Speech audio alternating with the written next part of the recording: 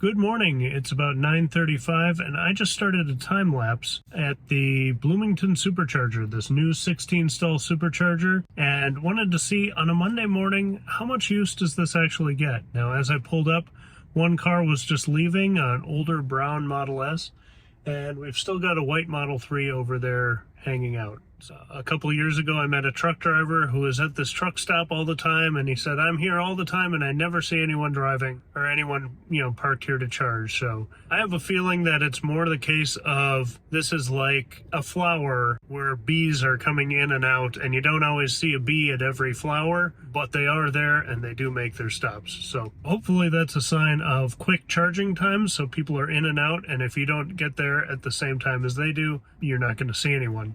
On the other hand, this is a Monday morning after work hours have started. I wanted to get here over the weekend, like after the Vikings game, but couldn't make that work with family things. But I think this is a good, general weekday usage. Let's check this out. This is also a newer charger, just opened about 4 or 5 days ago. So a lot of people probably don't even know this exists, although it is in the in-car navigation and it would route you to it if you were traveling. So we'll see how this goes. I'm interested. I'm going to have this run for a few hours, and we'll see how many people stop to charge at this station. And as we get started here, we're going to keep track of each of the car's charging times where I have full recordings, and I'll post that at the end. Some of these people stayed for a very long time, which was surprising, but I suppose if you're going to do your shopping, or maybe some people are taking calls or something for work, maybe you stay a little longer.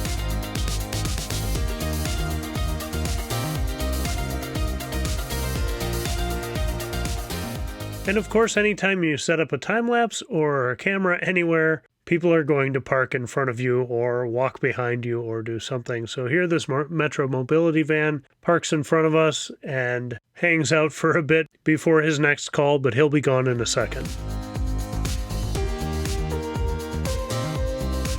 A little earlier in the day, there was someone from Tesla maintenance, I'm assuming, in a blue Model Y who was going through a few of the different stations, taking the fascia off and doing some repairs or adjustments to individual units. The first time I saw them walking away with a fascia, I was like, do I need to stop and get them? But they were, again, just doing maintenance. So good that they're being proactive, even with a new supercharger station, that people are paying attention, and if adjustments need to be made, they're making them.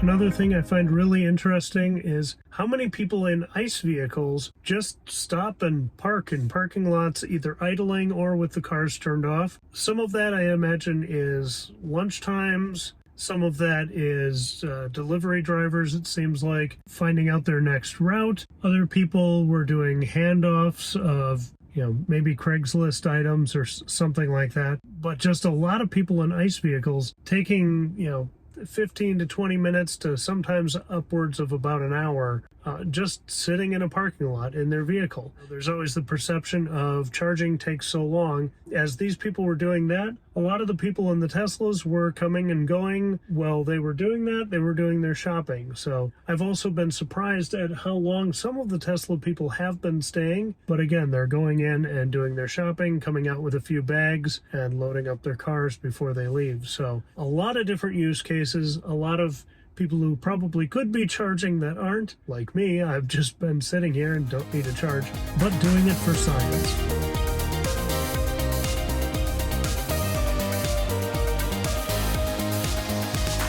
Okay, so we are about 6 hours later. It's about 3:30. We've gone through the entire time lapse of looking through this supercharger here in Bloomington. Now, something really interesting happened in the last half hour or so, is that all the Teslas were gone after a fairly active day for the middle of a workday. Another vehicle came and iced one of the spots. I don't know if they were eating a meal or whatever, but sat there for about 15-20 minutes, and no other Teslas came or left. Kind of like we were talking about in the beginning, the experience they had is, yeah, we can ice these spots because no one ever uses them.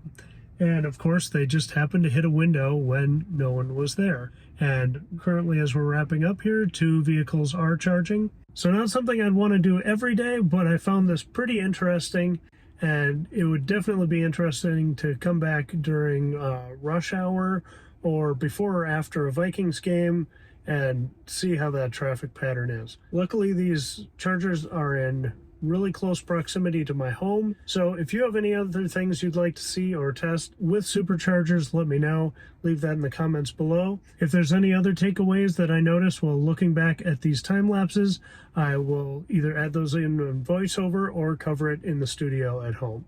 But for now, time to get home.